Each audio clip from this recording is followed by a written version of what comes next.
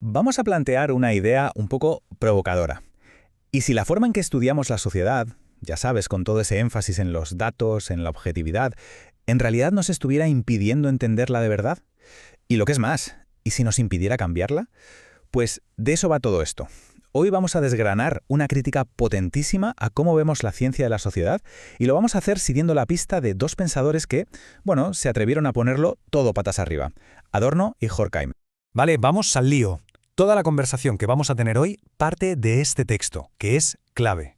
Y ojo, porque su objetivo no era dar una clase de sociología sin más, no. La idea era, literalmente, dinamitar sus cimientos para ver qué se escondía debajo. O sea, una mirada súper crítica desde la primera página. Y para que nos hagamos una idea del tono, los autores arrancan con esta frase, que es toda una declaración de intenciones. No es un simple juego de palabras que va, es una crítica directa, a la yugular. Lo que vienen a decir es que ya desde el nombre, la sociología es como un engendro, algo artificial, como un puzzle hecho con piezas que no encajan. Y esto, claro, ya nos da una pista de que su nacimiento fue, como mínimo, un poco accidentado. Y esto, claro, nos lleva directos a los orígenes de este campo de estudio tan nuevo y, por lo que se ve, tan polémico. ¿De dónde salió esta ciencia con un nombre tan raro? Pues el responsable de acuñar este término fue el filósofo francés Auguste Comte.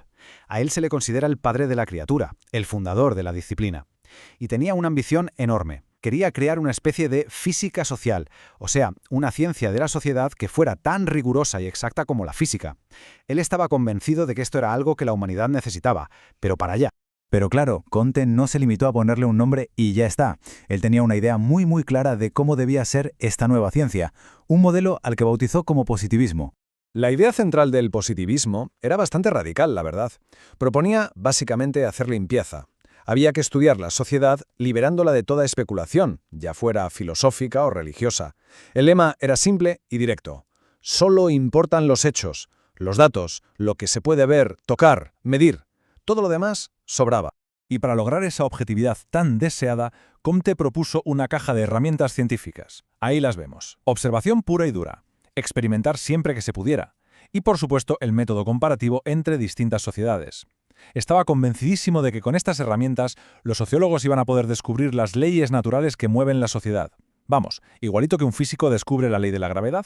La llegada de este enfoque tan científico fue desde luego una ruptura total. Pero, ¿con qué rompió exactamente? Es decir, ¿qué había antes? ¿Qué forma de pensar sobre la sociedad intentaba dejar atrás el positivismo? Pues aquí es donde vemos el choque de trenes, el choque de dos mundos. Por un lado, la tradición filosófica de toda la vida y por el otro, la nueva y flamante ciencia sociológica. Son dos formas radicalmente opuestas de plantearse para qué sirve pensar sobre la sociedad. Esta tabla lo resume de maravilla. A la izquierda tenemos la visión filosófica, con Platón como ejemplo. A él no le interesaba tanto describir cómo era Atenas, sino imaginar cómo sería una sociedad ideal, una sociedad justa.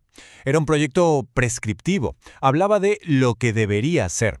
Pero a la derecha, con Comte, el objetivo da un giro de 180 grados. Ya no se trata de juzgar ni de imaginar, se trata simplemente de describir la sociedad tal y como es, una postura puramente descriptiva. Y es precisamente aquí donde Adorno y Horkheimer, que como sabéis son de la Escuela de Frankfurt, lanzan su dardo más envenenado. Su argumento es que esta obsesión por la objetividad científica, pues que tiene un precio, y un precio muy alto. Esa es la pregunta del millón, ¿no? ¿Qué se pierde por el camino cuando una disciplina social decide, voluntariamente, no mojarse, no emitir juicios de valor y limitarse a ser un mero fotógrafo de la realidad? Y aquí está la clave de todo. Según esta crítica, al negarse a juzgar, la sociología positivista corre un peligro tremendo, el de convertirse en una herramienta que, sin querer, justifica el estado de las cosas. Porque piénsalo, si solo te dedicas a describir lo que hay, sin preguntarte si está bien o mal, acabas por aceptarlo como algo natural, inevitable, como si no pudiera ser de otra forma. La teoría y la práctica se separan y la sociología pierde toda su capacidad crítica. Se vuelve, en una palabra, conformista.